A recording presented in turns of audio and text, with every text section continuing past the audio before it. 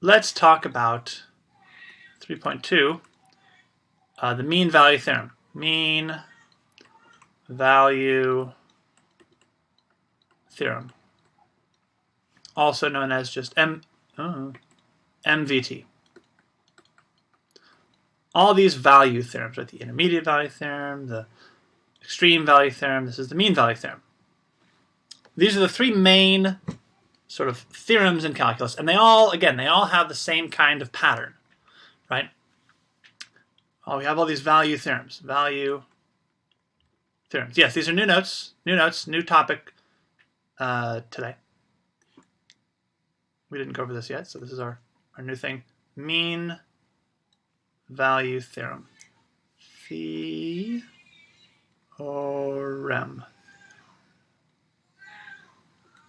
So we have these value theorems. Remember, we talked about these before. The intermediate value theorem. Intermediate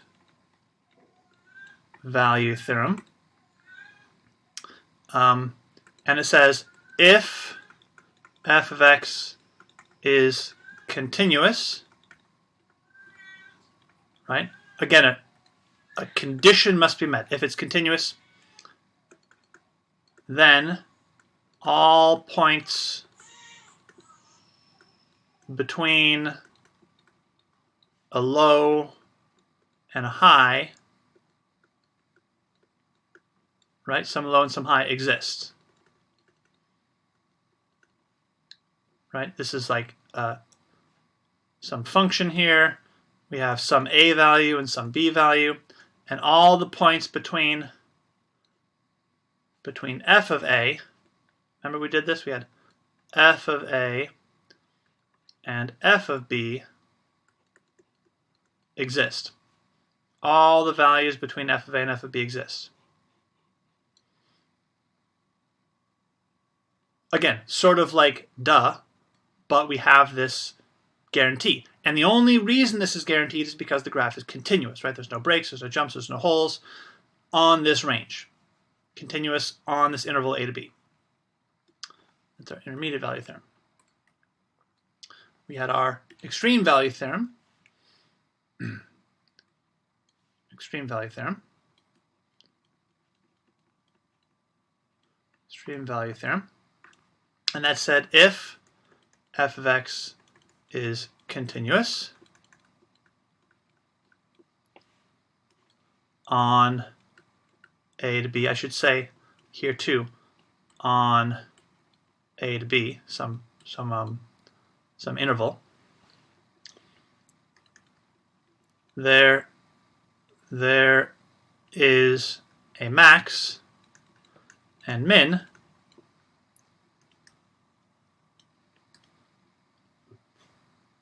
on the interval, and we have critical values where the derivative is 0 or the derivative does not exist.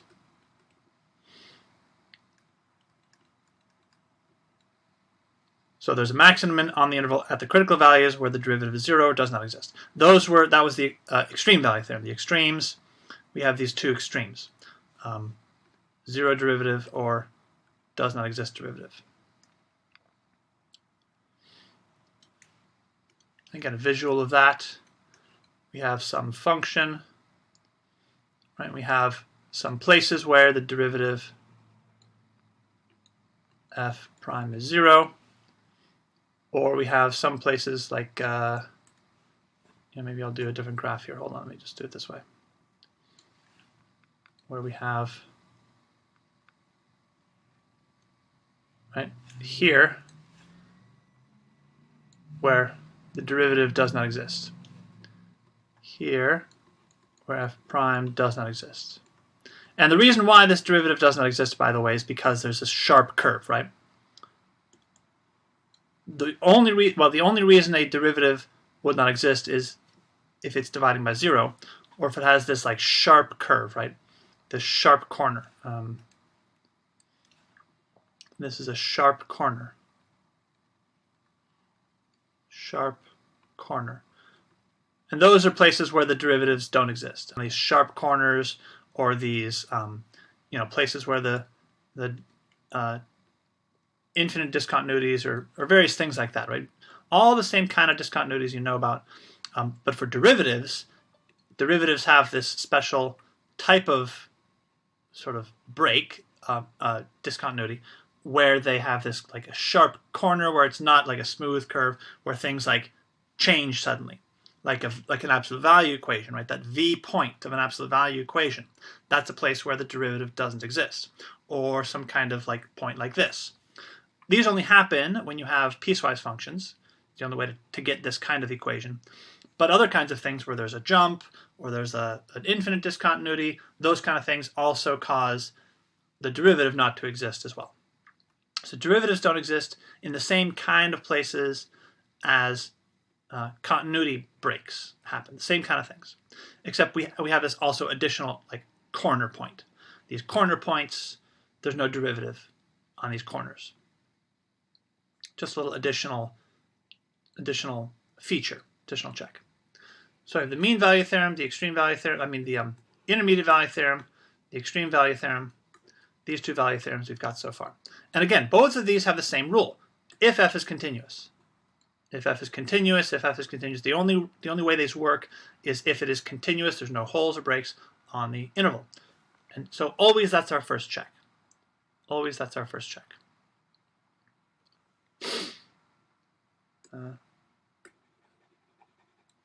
This is supposed to say exist.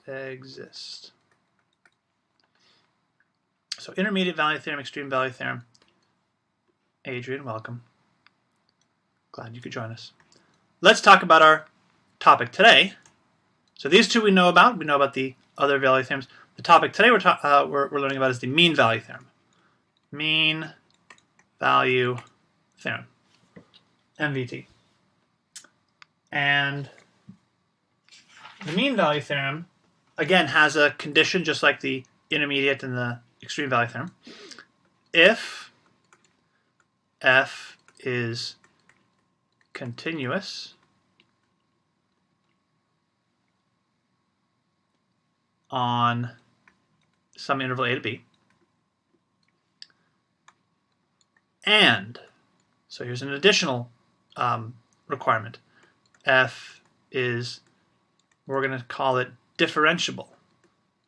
Differentiable on a to b,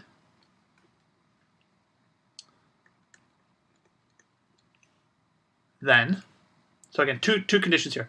Continuous, we know what that means, no breaks. Differentiable means there are no sharp corners, like a V, or like a point like this. None of those are allowed. No sharp corners on your graph. No point where the derivative breaks down. So we'll talk about differentiability in a moment. So mean value theorem now adds an additional layer. Not only is it continuous, it is also differentiable. Has to be differentiable. So if f is continuous on some interval and differentiable on the interval, then what we can say is there exists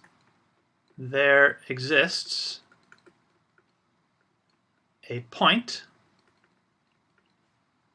or a point C on A to B, where f prime of C equals f of B minus f of A over B minus A.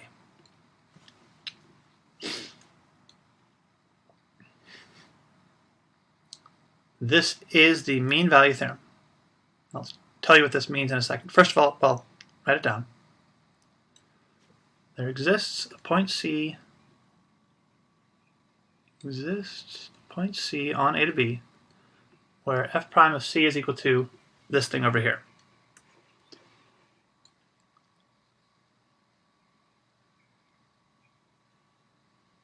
So let's try to interpret this. What is this value over here? F prime of c. What is this side of the equation? What is this?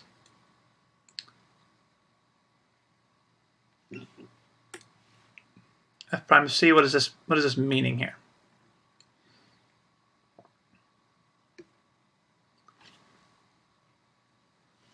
Some point C, right? Some point C on A to B, where this equals this. What does this first thing here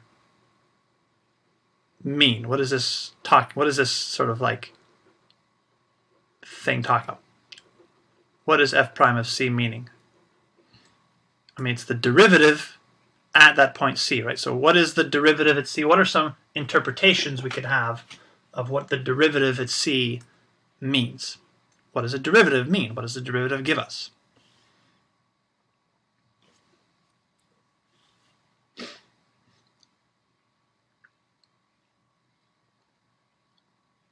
What does this derivative at C mean?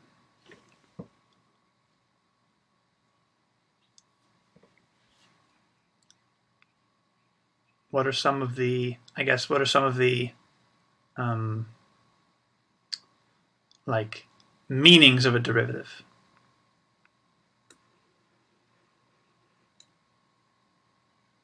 What is this? What is this thing? Like physically on a graph, what does this mean? Derivative of C is talking about what?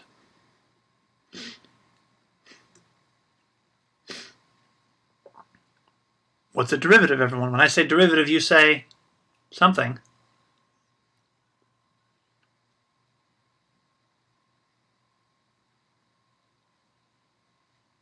Anybody?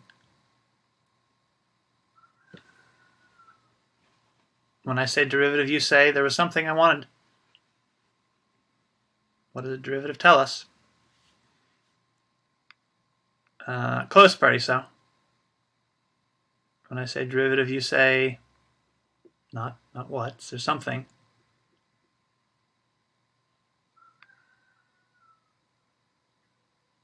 What does a derivative mean in the context of a graph?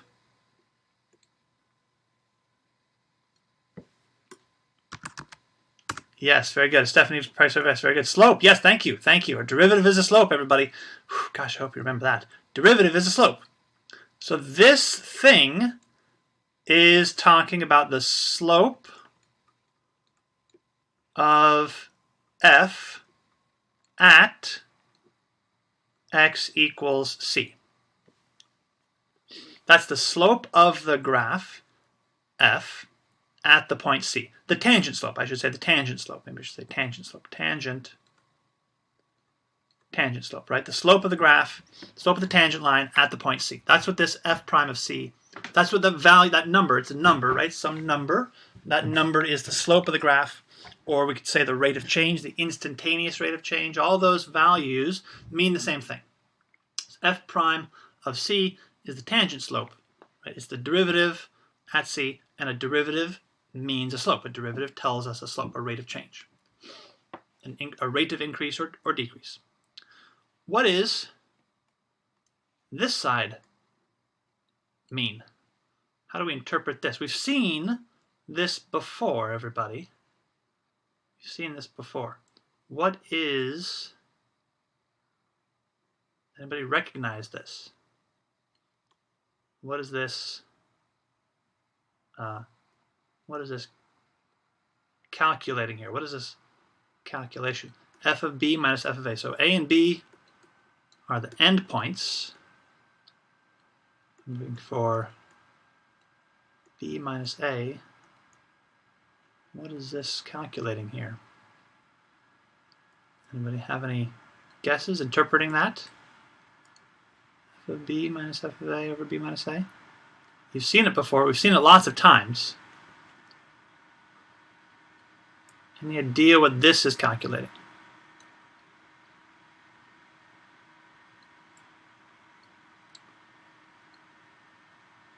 It looks familiar,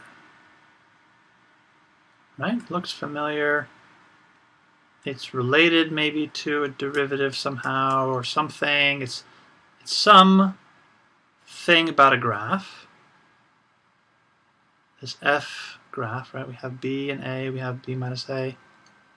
Anybody want to hazard a guess what this is talking about?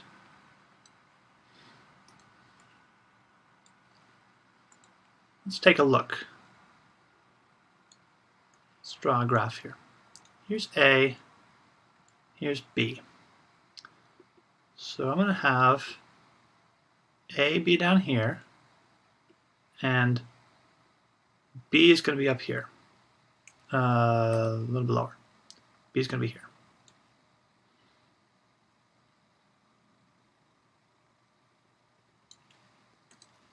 We're going to have our graph look something like this.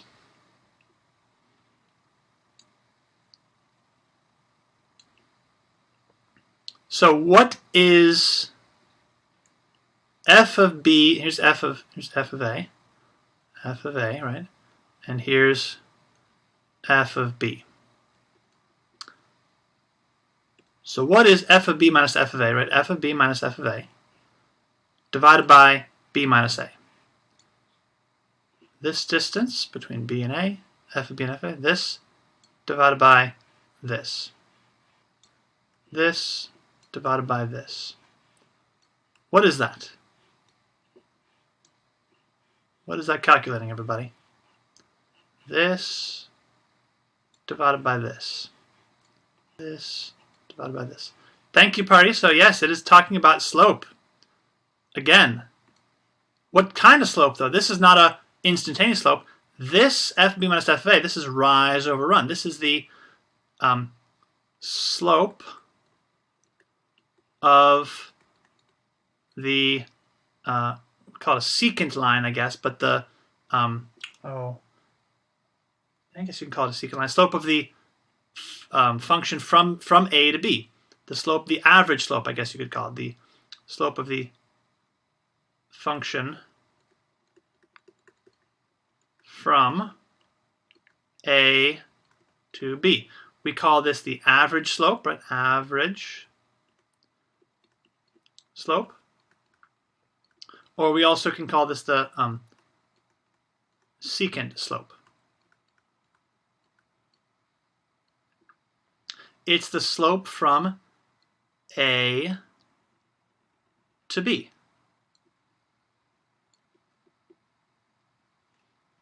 The slope of the average, right? The average from the start to the end. Yeah, so what the mean value theorem says, it's a very, linear slope, exactly. It's a very, I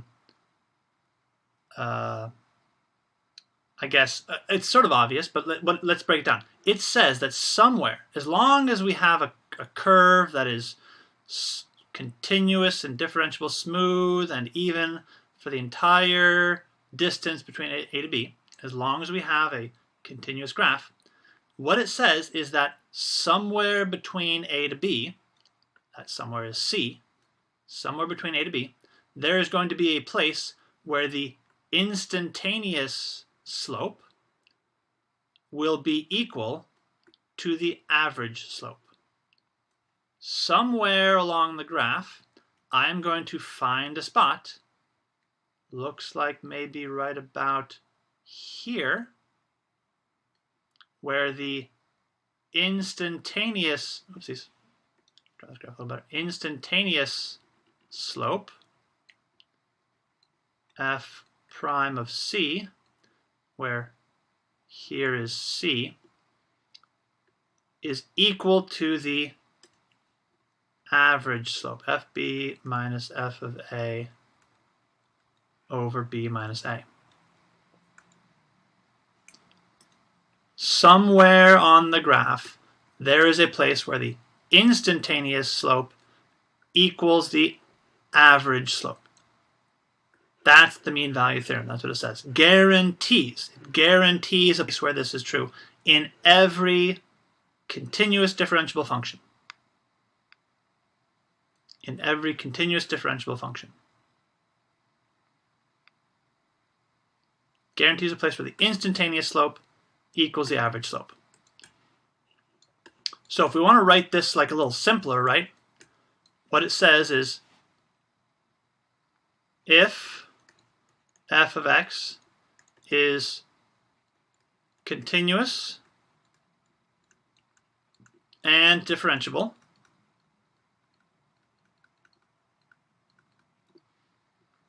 on a to b,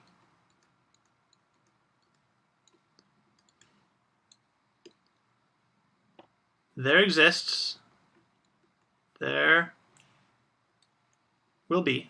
will be a point C where the tangent slope, the instantaneous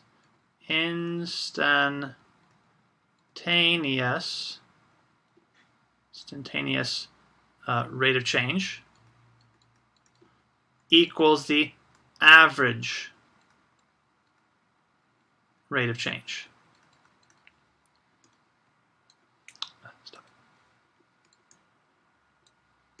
Where f prime of C is equal to the average slope, f of b minus f of a over b minus a. As long as the function is continuous and differentiable on this interval, there will be a point where the instantaneous rate of change equals the average rate of change. And that's guaranteed. It is guaranteed to exist by this mean value theorem. So that is how we can use the mean value theorem.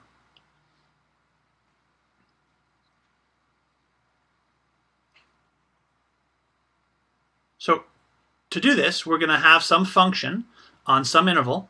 We find the average rate of change, find this average rate of change, and then you're going to locate the specific point C where the derivative is that average. This word here is instantaneous. Let me write it a little bit better. Instantaneous. Instantaneous. And that's average. Instantaneous rate of change, right? The derivative at a specific point is the average rate of change, where they're the same.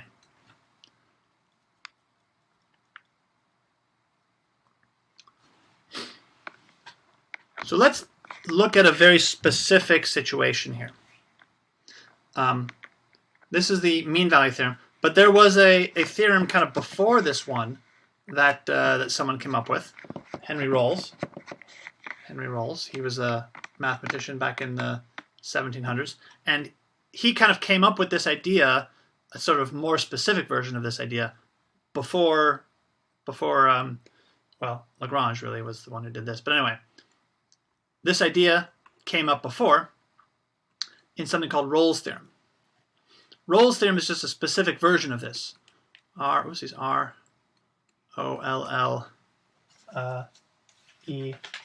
Rolls' theorem.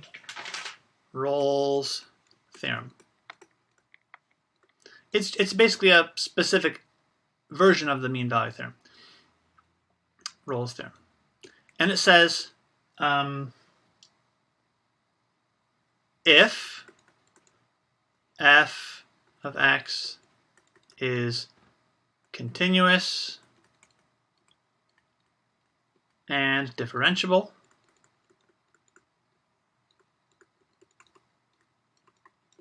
on a to b, and if f of a equals f of b, meaning the function starts and ends on the same point, then there is a C where the derivative at c equals 0. Rolle's theorem is just a very specific version of the mean value theorem. Again, if f is continuous and differentiable on some interval, and if f of a equals f of b, meaning the graph starts and ends on the same point, then somewhere there will be a place where the derivative is 0.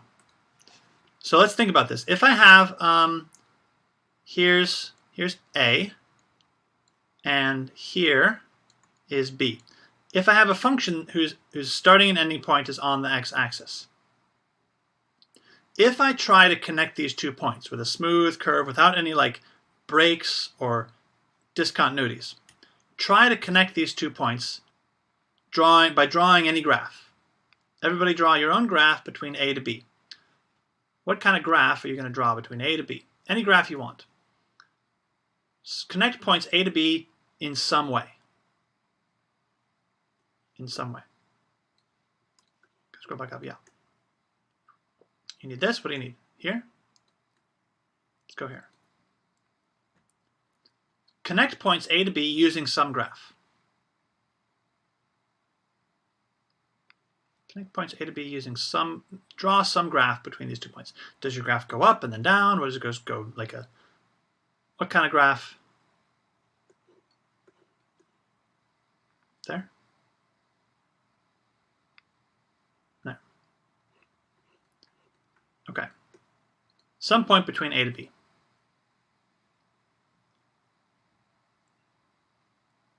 Anyone want to show me their graph? Show me their graph.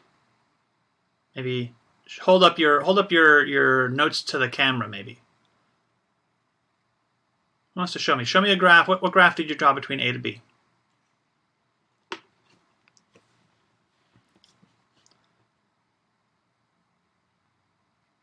Annotate? Can we? I don't think I turned on annotate. Can I make annotate happen? Let me see. Oh, enable annotation for others. Yeah, there we go. All right. Everybody draw a graph between a to b. Can you, if you know how to annotate, between a to b, everybody. Draw some graph between a and b. I won't move the whiteboard. Oh, that's not a function. That's not differentiable. Well, maybe that is, actually. I guess it's continuous. It's not really a function, but doesn't pass the vertical line test, but it'll do. That'll do fine.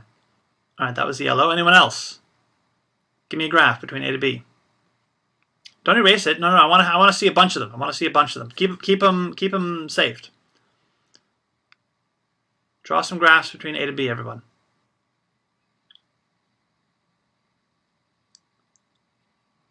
Some functions between a to b. Okay, great. That was a good one. What else? Anyone else got a graph between a to b? Sure, great, wonderful. Keep it. Great. That's a good one. Very curvy. I like it. Some other functions between a to b. Great. A little sharp curve there on that one, but we'll pretend that's a smooth curve, right? If it had that v like a absolute value, that is not a differentiable equation, so we wouldn't be allowed to use it if it's too sharp. It's got to be a smooth curve, right? V is not allowed. Yeah, u, perfect, wonderful. Yeah, got to be curvy. It's got to be curvy. I mean, it could be a straight line. You could draw a straight line between a to b, right? Just flat. Yeah, that's a good one, right? Small curve there. Great. All right. So there's a few. This is fine. This is fine. Let me show you. In every single one of your graphs, there is a place where the derivative is 0. Every single one of your graphs, right? In the yellow one, we got a lot of them, right? Here, and here, and here, and I mean even like down here, right? Basically, all of these spots are places where the derivative is 0. Right? Red one, we got that right here. Derivative is 0. Right? In the brown one, I don't have a brown, but I'll use blue. Derivative 0 right here. Right? Here's a derivative 0. Here's a derivative 0. Every single one of these has a place. And there is no graph you can draw that will not have that feature. There's no way you can get from A to B without coming right, without peaking and or going down, or like somehow having this wiggly room, right? There is no graph you can draw. See, the red one has 2 even, one up here, one down here, right? This one down here too. There's no graph you can draw that does not have a 0, right?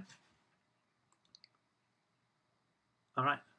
So that's the idea of Rolle's theorem. And again, this is just a specific version of the mean value theorem. The mean value theorem says the slope between f of a, the slope between here and here, is 0. This slope is 0. And so there has to be a slope somewhere of 0 between them. That's the mean value theorem. All right, how do I clear? Oh my gosh, great. Okay, we'll do that. So that's the idea, right? That's the idea. How do? Okay, now I have to erase all these weird curves. Let me see. Okay, we had one that went like this, one that was like up and down, right? One that was like this. I'll just try to fill these in. One that was down like this, and then this yellow one was all like flippity-doo, bitty-doo, bitty-doo, bitty-doo, bitty-doo, curvy, curvy. Good enough. Same idea, same idea. So everywhere there's somewhere where it's 0. That's, again, Rolle's theorem is just a specific version. It's the flat version of the mean value theorem. And it doesn't have to be on the x-axis, by the way. You can have Rolle's theorem that says here's A and here's B. Here's B. It could be from here to, no, change where B is. Make B over here. From here to here. This is also guaranteed to be, right? The curve between A to B also guaranteed to have at least one place where the derivative is 0. Doesn't have to be on the x-axis, could be anywhere where the two f of A and f of B are flat. F of A and f of B are flat. So that is the mean value theorem. Rolle's theorem, mean value theorem, same idea. Okay.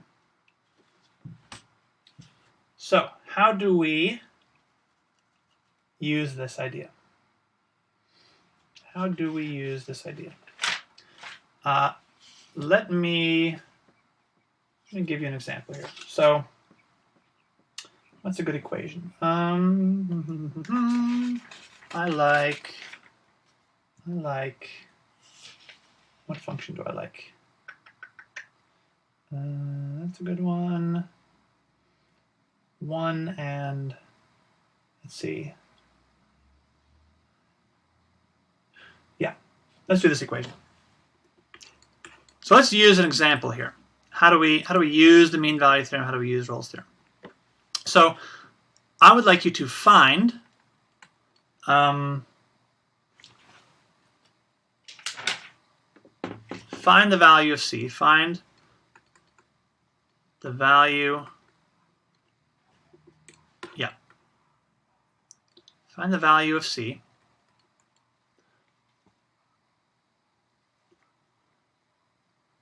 That satisfy the mean value theorem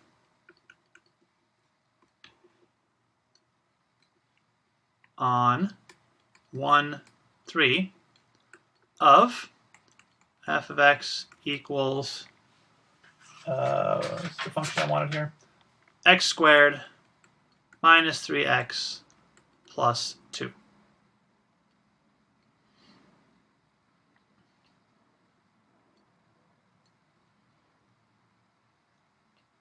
So find the values of C that satisfy the mean value theorem on the interval 1 to 3 of this function right here. So we are going to find the C value. We're looking for what spot, right? What spot on the graph satisfies the mean value theorem on this interval for this function.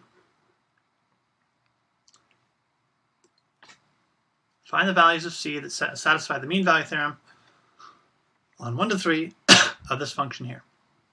So what we're going to do is set up the mean value theorem, set up the equation, and then solve.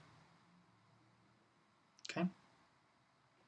So the steps basically, we're going to set up the mean value theorem, set up mean value theorem.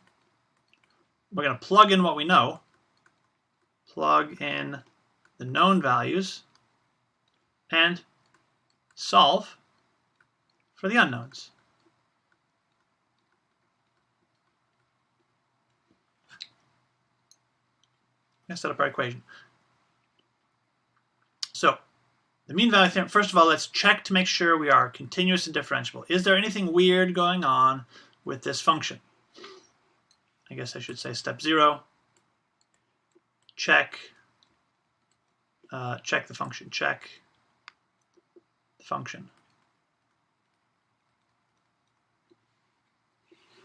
Or I should say check, not check function. Check for continuity. Check for continuity and differentiability. Cont and differentiability. So is there anything weird going on in this function that I need to worry about? What kind of function is this? This is a quadratic equation. We got no problems there. There's nothing weird. This is going to be fine. Fine, fine, fine. Smooth curve, no weirdness. We're okay. It's not an absolute value. It's not a radical function. It's not some kind of denominator 0 situation. It's not piecewise. Nothing's weird. We're okay. So we're good. Let's set up our mean value theorem. Mean value theorem says the derivative at C equals f of b minus f of a over b minus a. Well, I know that this is a and this is b.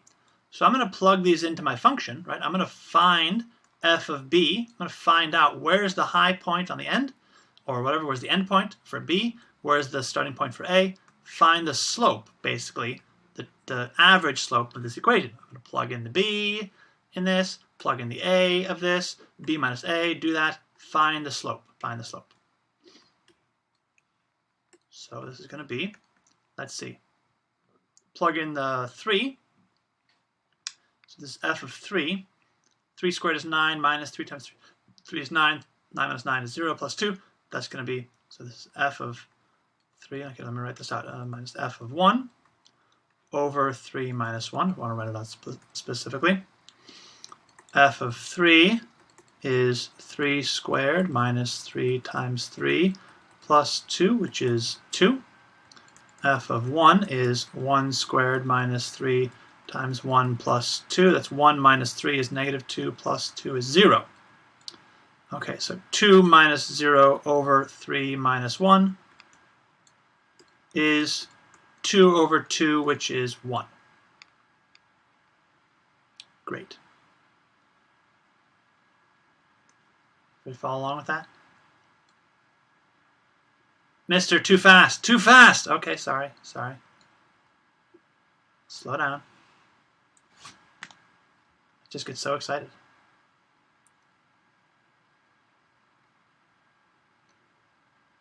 Question about this process here. What did I do? I just took 1 and 3, plugged them into my f equation, got my two values, my 2 and my 0, right? So 2 minus 0 over 3 minus 1, that's 2 over 2, that's 1. So the average slope between 3 and 1 is 1. This is my average slope. Average slope.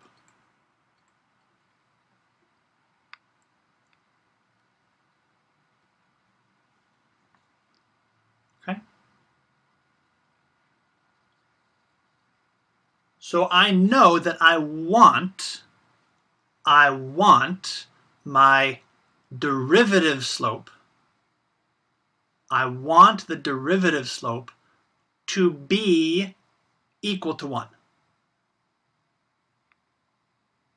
That's what the mean value theorem says. I want to know where on the graph will my derivative slope be equal to 1. So to tell, I have to find the derivative. I need f prime of c. So what's my derivative? F prime is equal to what? So let's take the derivative. We take the derivative of this. Let's see my derivative. Let's see. Power rule, 2 times x. That's going to be 2x minus 3. And then the 2 goes away. So this is my derivative, right? 2x minus 3. My derivative of this equation, 2x minus 3, right? So what I'm going to say is I want to make it, my equation is simply, I want to make this derivative slope equal to 1. So I'm going to say I want to make 2x minus 3 equal to 1. And I solve that. Right? I made my derivative equal to my average slope. Yeah, make them equal. And then the thing I find, the value I find will be, the x value will be the place where the derivative is 1. The place where the derivative slope is equal to 1. That's what I'm going to find. Let's add 3 to both sides. Simplify, right? Just solving this algebra here, no problem. 2x equals 4. Divide by 2, divide by 2. X is 2. There is my c value right there.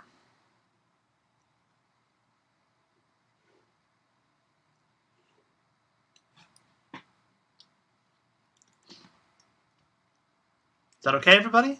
Is that okay? So I'm looking for the values of c that satisfy the mean value theorem on this interval for this function. So I find my average value slope, find my average slope, find my derivative slope, find my derivative, set the derivative equal to the average I want, and then find the c value. Okay.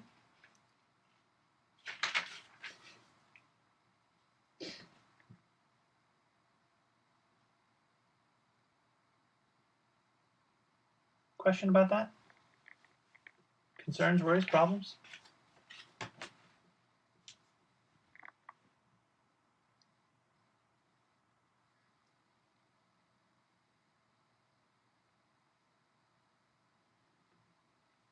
Should we try one more?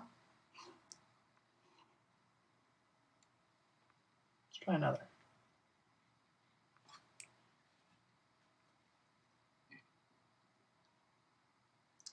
All right, let's say I want to do, let's do a different equation. What's a good equation here? No, I don't like that equation. Let's try, that's a pretty good equation.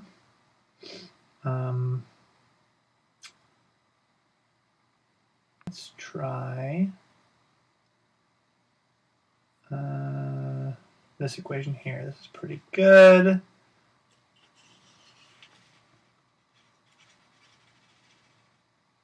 Zero.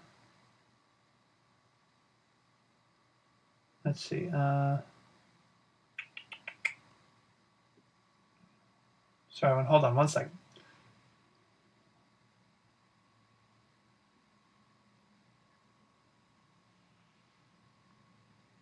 Okay, let's try that. So here's another example. Let's try this example here. Uh-oh. Ran out of room. We're going over here, everybody.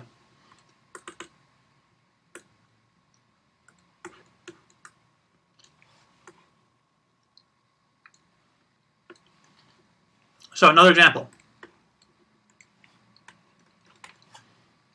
Find the c-values. Find the c-value.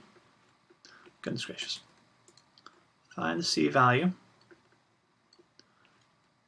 for f of x is equal to x to the 4th power minus 2x squared on the interval -1 to 2.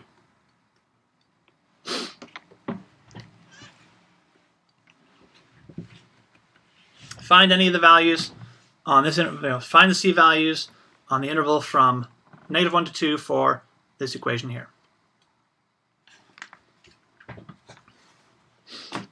So again, we're going to follow our steps. We're going to find the average rate of change. Find the average rate of change. Find the average rate of change. Find the derivative. And then I want to set them equal and solve. So let's find our average rate of change. Let's do f of b minus f of a over b minus a. So I want f prime of c equal to f of 2 minus f of -1 over 2 minus -1. Yeah. So let's see, f of 2, that's going to be 2 to the 4th power. Ooh, 2 to the 4th power is 32 minus 2 squared is 8 times 16. That'll be 16. All right, no, it's going to be 8. That's right. That's 16. 16 minus 8. That'll be 8. So it's going to be 8 minus f of -1. Let's see, -1 to the 4th power is 1 minus 2. 1 minus 2. That's going to be -1 actually. Okay. Under 2 minus -1. So that's going to be 9 over 3, which is 3. Great. So the average rate of change from the low to the high is 3. If you want to do this, let me show you this. F of 2 is 2 to the 4th minus 2 times 2 squared. That's going to be 16 minus 8 is 8. And then f of -1 is -1. -1 to the 4th power is +1 minus 2 times -1 squared. -1 squared is 1. Minus 2 gets -1. Okay. So my average is 3. The derivative. Let's find the derivative. F prime. F prime. Derivative of this. Okay, well now I got to do my power rules, right? 4 in front. So it's going to be 4x cubed minus 2 times 2 is 4x.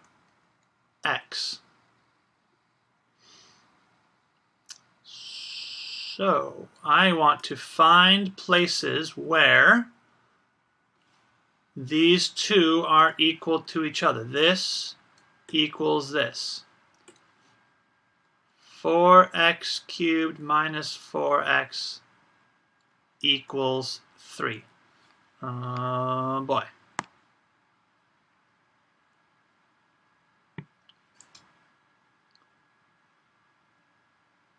Where 4x cubed minus 4x equals 3.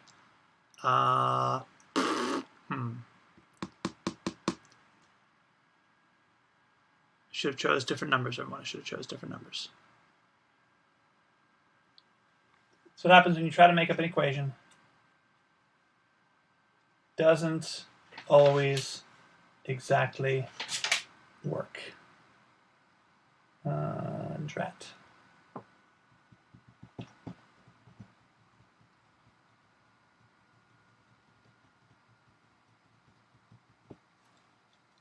Well, my point here, what I was hoping to show you, is that sometimes you have, should have done a squared, well, anyway, sometimes you're going to have multiple answers, is the point here. Sometimes you're going to have multiple answers. Here you're going to have 3 and solve this. There's really no way to, you can't really solve this cube. That's really annoying. If it was a squared here, I could do that. But then that would change. Squared, that would be 8 minus 8 would be 0.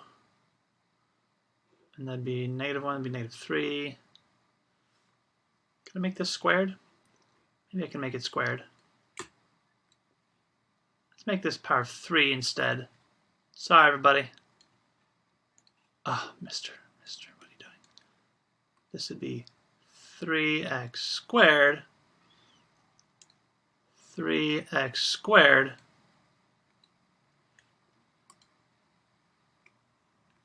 And then this would not be 3 anymore. This would be something else. Let's see. This would be cubed instead of squared into the 4th power.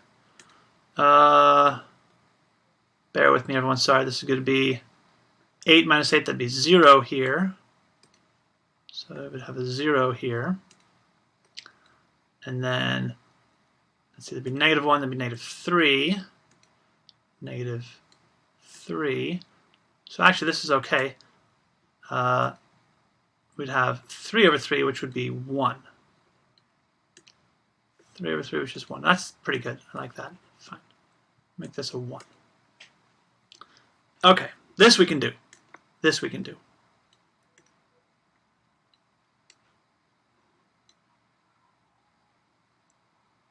Right, that's cubed, yeah, squared, that's 0. Very, very good, very perfect. Okay, great. So now we have this equation here. a little better. How do I solve this equation? This is a quadratic, everyone. We have a squared now. Okay, much better equation. We have a squared. To solve this quadratic, well, I got to use all the tools I have. Algebra -1 on both sides. Make it equal 0, right? 3x squared minus 4x minus 1 equals 0. Solve the quadratic. You can factor this, or you can use the quadratic formula, a, b, and c. A, b, and c. 3, negative 4, negative 1. A is 3, b is negative 4, c is negative 1. But I think we can factor this. Let's see, negative 1, it's negative 3. Oh, maybe not. B squared minus 4ac. That's going to be 4 times 4 is 16 plus, no, we should be okay. Plus 12. That's going to be 28. Yeah, there's no way to factor this. It's going to be a quadratic formula here. All right, so we can't factor. Let's use our quadratic formula.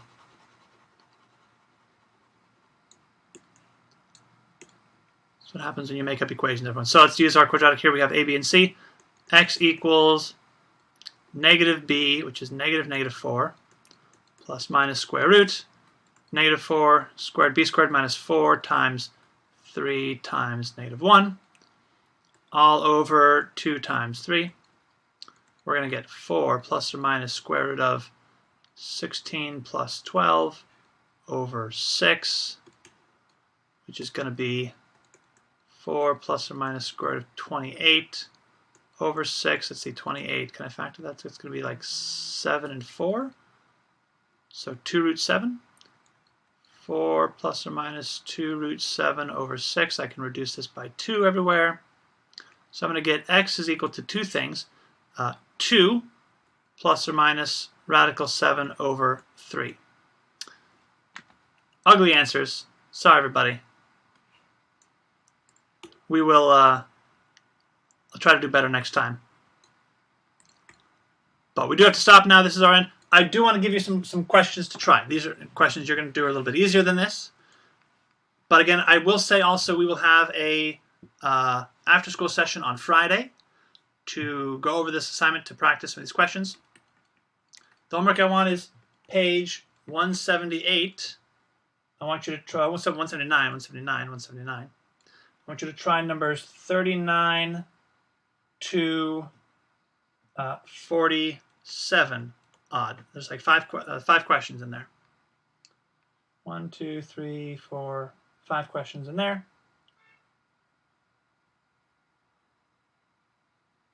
Give those a try. On Friday, we will go over more of that. Try these out. But that's it for us, everyone. Thank you for your time today. I'm going to put this video up. Hopefully it'll help. I will see you all on Friday. For those that can make it after school, 2 o'clock to 3 o'clock on Friday. 2:15 to 3:15, maybe. But give this a try. Thank you very much. In the chat, type goodbye. Once you type goodbye, you're free to go. Well, yes, if we have a SSC, then it won't happen, but otherwise, it should be fine. Thank you, everybody.